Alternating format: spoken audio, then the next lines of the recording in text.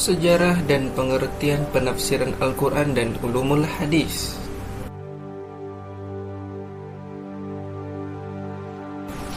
Penafsiran Al-Quran yang dikenal sebagai tafsir adalah usaha untuk memahami dan menjelaskan makna ayat-ayat dalam Al-Quran.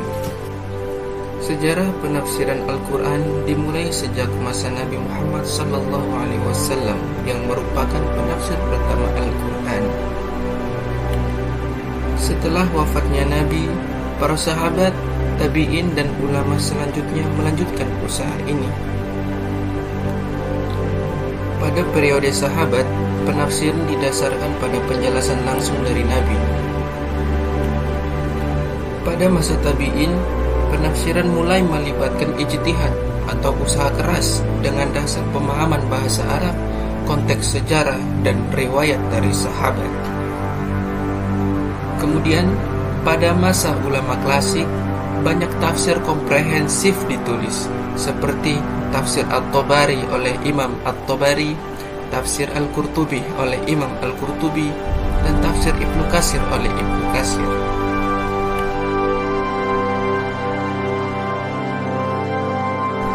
Ulumul hadis adalah ilmu yang mempelajari hadis, yaitu perkataan, perbuatan, dan takrir atau persetujuan Nabi Muhammad SAW.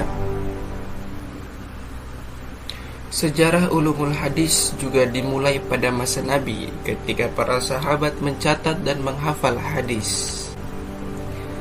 Setelah Nabi wafat, pengumpulan hadis menjadi lebih sistematis untuk memastikan autentisitasnya. Ilmu ini berkembang pesat pada masa tabi'in dan ulama setelahnya. Beberapa karya penting dalam ulumul hadis termasuk Sahih Bukhari oleh Imam Bukhari, Sahih Muslim oleh Imam Muslim, dan Sunan Abu Daud oleh Abu Daud.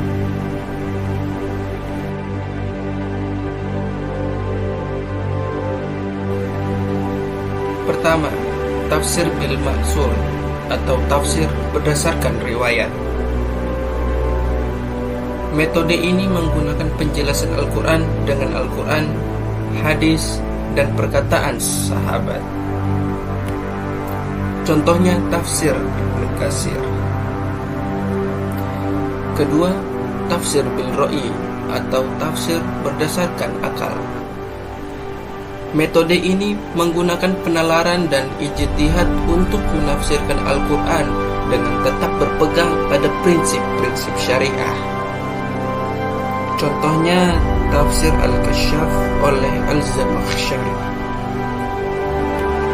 Ketiga, tafsir isyari atau tafsir berdasarkan isyarat atau simbol. Metode ini mencari makna tersembunyi atau spiritual dalam ayat-ayat Al-Quran. Contohnya tafsir Al-Razi oleh Fakhruddin Al-Razi.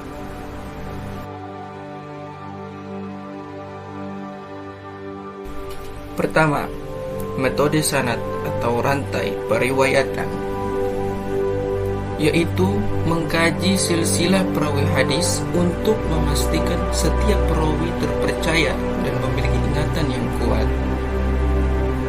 Kedua, metode matan atau isi hadis, yaitu menganalisis isi hadis untuk melihat konsistensi dan tidak bertentangan dengan Al-Quran atau hadis lain. Ketiga, metode maudhu'i atau tematik, yaitu mengumpulkan hadis-hadis yang berbicara tentang tema yang sama untuk mendapatkan pemahaman yang menyeluruh. Berikut ini adalah ulama-ulama dalam bidang penafsiran Al-Quran dan ulumul hadis.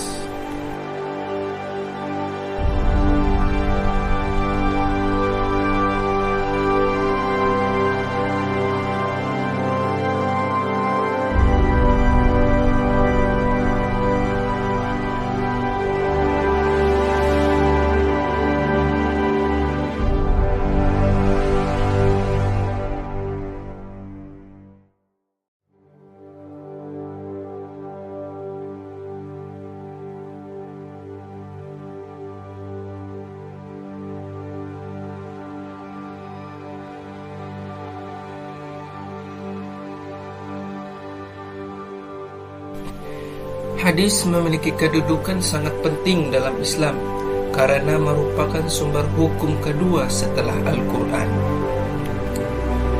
Hadis berfungsi menjelaskan dan merinci ajaran-ajaran dalam Al-Quran yang bersifat umum, memberikan contoh praktis dari perilaku Nabi Muhammad SAW dan menjadi rujukan dalam menetapkan hukum-hukum syariah. Berikut ini adalah fungsi mempelajari ilmu tafsir dan ulumul hadis.